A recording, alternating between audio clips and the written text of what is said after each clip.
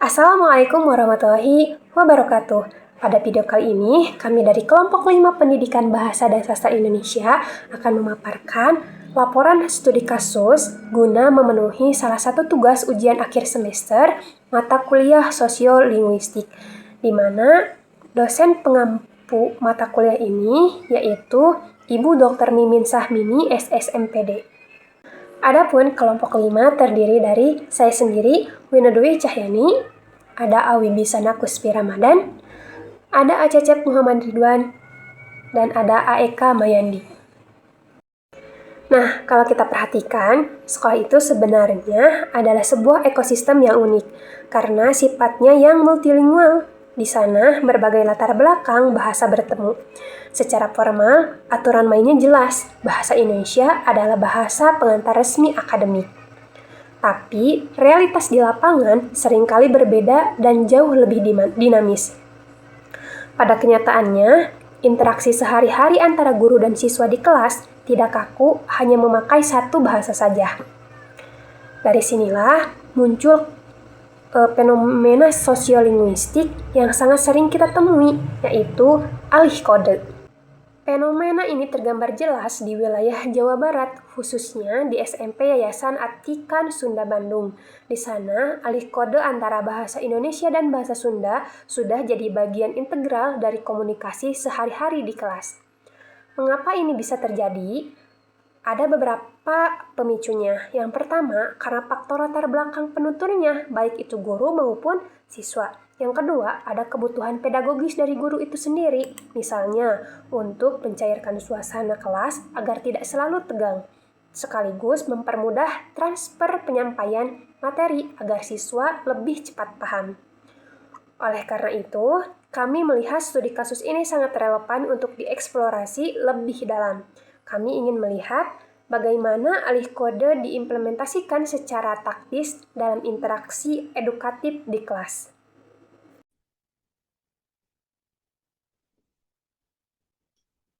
Assalamualaikum warahmatullahi wabarakatuh. Perkenalkan, nama saya Cecep Muhammad Ridwan dengan NIM 23210103. Di sini saya akan melanjutkan pemaparan materi. Materi yang saya akan paparkan selanjutnya ada rumusan masalah. Pada penelitian ini, kami merumuskan 3 permasalahan utama. Rumusan masalah yang pertama adalah dalam situasi seperti apa alih kode paling sering muncul ketika proses pembelajaran berlangsung di SMP Yayasan Atikan Sunda Bandung. Pertanyaan ini muncul karena kami melihat guru dan siswa sering berganti dari bahasa Indonesia ke bahasa Sunda, ataupun sebaliknya saat kegiatan belajar mengajar. Rumusan masalah yang kedua adalah faktor-faktor apa saja yang menyebabkan guru maupun siswa melakukan alih kode di sekolah. Kami ingin mengetahui apakah penyebabnya berasal dari latar belakang bahasa penutur, kebiasaan sehari-hari, kondisi pembelajaran, atau faktor lainnya. Kemudian rumusan masalah yang ketiga yaitu bagaimana pengaruh penggunaan alih kode terhadap pemahaman materi serta partisipasi belajar siswa. Melalui pertanyaan ini, kami ingin mengetahui apakah penggunaan dua bahasa dalam pembelajaran memberikan dampak positif atau justru menghambat proses belajar. Untuk pemaparan selanjutnya, yaitu ada tujuan penelitian. Berdasarkan rumusan masalah tersebut, atau yang tadi, penelitian ini memiliki 3 tujuan utama. Tujuan pertama adalah mengidentifikasi situasi-situasi munculnya alih kode selama proses pembelajaran. Kami ingin mengetahui kapan guru atau siswa cenderung beralih dari bahasa Indonesia ke bahasa Sunda maupun sebaliknya. Terus tujuan yang kedua adalah menganalisis faktor-faktor yang menjadi penyebab terjadinya alih kode dalam interaksi antara guru dan siswa, baik yang dipengaruhi oleh latar belakang kebahasaan, kebiasaan komunikasi, maupun budaya sekolah. Selanjutnya, untuk tujuan yang terakhir atau tujuan yang ketiga adalah menjelaskan dampak penggunaan alih kode terhadap efektivitas penyampaian materi dan tingkat pemahaman siswa. Dengan demikian, penelitian ini dapat memberikan gambaran mengenai fungsi alih kode dalam mendukung proses pembelajaran. Nah, untuk selanjutnya itu ada metodologi. Pada penelitian ini, kami menggunakan pendekatan deskriptif kualitatif, yang dipadukan dengan metode survei deskriptif, sehingga penelitian ini termasuk ke dalam simple mix method. Pemilihan metode ini didasarkan pada pendapat Creswell tahun 2014 yang menjelaskan bahwa penggabungan data kualitatif dan kuantitatif mampu memberikan gambaran yang lebih utuh mengenai suatu fenomena. Dalam penelitian kami, data kuantitatif digunakan untuk menggali informasi secara mendalam melalui wawancara dengan guru, sedangkan data kuantitatif diperoleh melalui penyebaran angket kepada siswa sebagai data pendukung. Lokasi penelitian dilaksanakan di SMP Yayasan Atikan Sunda atau SMP Yas Bandung. Sekolah ini dipilih menggunakan teknik purposive sampling karena memiliki karakteristik yang sesuai dengan fokus penelitian. SMP Yas dikenal sebagai sekolah yang menerapkan pelestarian budaya Sunda dalam lingkungan sekolah, sehingga interaksi menggunakan bahasa Indonesia dan bahasa Sunda berlangsung secara alami. Jadi kondisi tersebut menjadikan sekolah ini relevan sebagai lokasi untuk mengkaji fenomena alih kode dalam proses pembelajaran.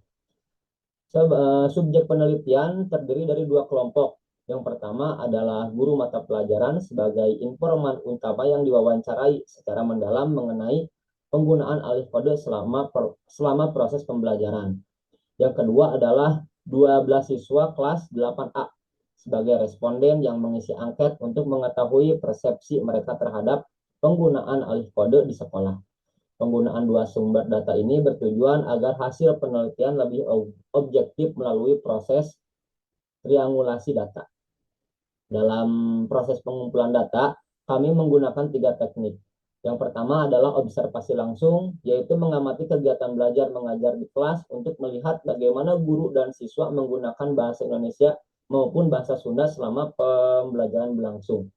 Kedua adalah wawancara terstruktur kepada guru yang bertujuan menggali informasi mengenai situasi munculnya alih kode, faktor penyebabnya, hingga dampaknya terhadap proses pembelajaran.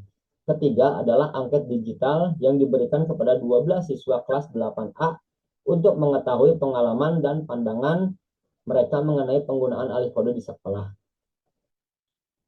Jadi setelah seluruh data terkumpul, data dianalisis menggunakan model analisis Miles dan Huberman yang terdiri atas 3 tahapan. Tahapan yang pertama yaitu reduksi data, di mana seluruh hasil observasi, wawancara, dan angket dipilih serta dikelompokkan sesuai fokus penelitian. Terus tahap kedua yaitu penyajian data, di mana hasil penelitian disusun dalam bentuk narasi dan tabel agar lebih mudah dipahami. Tahap terakhir adalah penarikan kesimpulan dan verifikasi, yaitu menyimpulkan hasil penelitian dengan membandingkan data lapangan terhadap teori-teori sosiolinguistik yang digunakan sebagai landasan penelitian. Melalui tahapan tersebut, kami memperoleh hasil penelitian yang valid dan saling mendukung antara data observasi, wawancara, dan angket. Assalamualaikum warahmatullahi wabarakatuh. Di sini nama saya Eka Mayandi yang akan memaparkan sedikit tentang hasil penelitian. Nah, berdasarkan hasil penelitian di SMA Atikan Sunda bahwa SMP ini memiliki ekosistem kebahasaan dwibahasa atau bilingualisme yang kuat antara bahasa Indonesia dan bahasa Sunda. Berdasarkan data angket terhadap 12 siswa, fenomena alih kode terjadi secara intensif di kelas. Nah, dampak pedagogisnya sangat positif. 7 siswa merasa lebih mudah memahami materi, 8 siswa menggunakannya secara natural saat berinteraksi dengan guru, dan seluruh siswa 100% sepakat bahwa alih kode meningkatkan partisipasi aktif secara menciptakan suasana belajar yang nyaman. Nah, data wawancara guru memvalidasi bahwa alih kode paling sering muncul pada momen transisi instruksional yang krusial, yaitu saat guru mengalihkan penjelasan teori akademik yang kaku dan rumit ke dalam penjelasan yang lebih kontekstual dan sederhana. Nah, faktor pemicu utama alih kode ini adalah latar belakang kebahasaan penutur, kebiasaan komunikasi harian di wilayah Bandung, serta komitmen institusional SMP IAS dalam melestarikan budaya Sunda yang memicu spontanitas berbahasa siswa. Ya teman-teman, sekarang bersama saya Wibisana Ramadan di 2321 041 kita masuk ke bagian pembahasan. Jadi temuan di lapangan itu mengenai alih kode di SMPS Bandung divalidasi secara komprehensif ya oleh landasan yakni teori sosiolinguistik utama. Yang pertama itu situasi permunculan alih kode pada momen transisi instruksional selaras dengan teori Apple yang menyatakan bahwa peralihan kode dipicu oleh perubahan situasi tutur dan kebutuhan adaptasi demi efektivitas komunikasi kelas. Kemudian yang kedua, faktor pemicu alih kode yang berakar pada lingkungan sekolah Sunda, yakni memvalidasi teori pilihan bahasa Fishman, di mana keputusan berbahasa dikontrol oleh ranah tutur, karakteristik penutur, lawan tutur, dan latar budaya setempat. Kemudian yang ketiga, dampak pedagogis positif berupa kenyamanan dan keaktifan siswa yang memperkuat teori Gampers dan etnografi komunikasi yang menempatkan alih kode sebagai strategi diskursus atau fungsi personalisasi. Untuk apa? Untuk menjembatani jarak emosional demi mencapai harmoni interaksi belajar.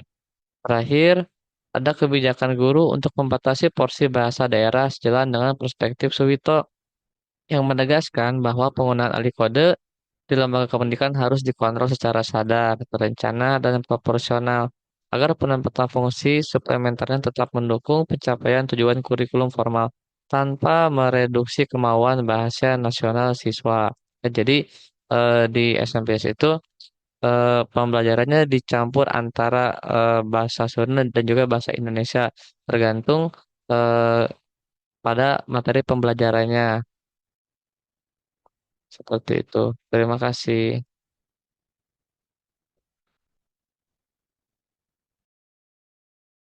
Untuk kesimpulannya yaitu fenomena alih kode antara bahasa Indonesia dan bahasa Sunda dari SMP IAS Bandung merupakan strategi komunikasi edukatif yang efektif dan fungsional. Alih kode terbukti secara signifikan mempermudah siswa memahami materi ajar yang kompleks, menstimulasi partisipasi aktif di ruang kelas, serta merekatkan jalinan hubungan sosial antara guru dan siswa. Landasan ini didukung kuat oleh kesesuaian teori sosiolinguistik dengan data real angket siswa dan wawancara pendidik. Sekian presentasi dari saya. Mohon maaf atas segala kekurangan dan kesalahan. Wassalamualaikum warahmatullahi wabarakatuh.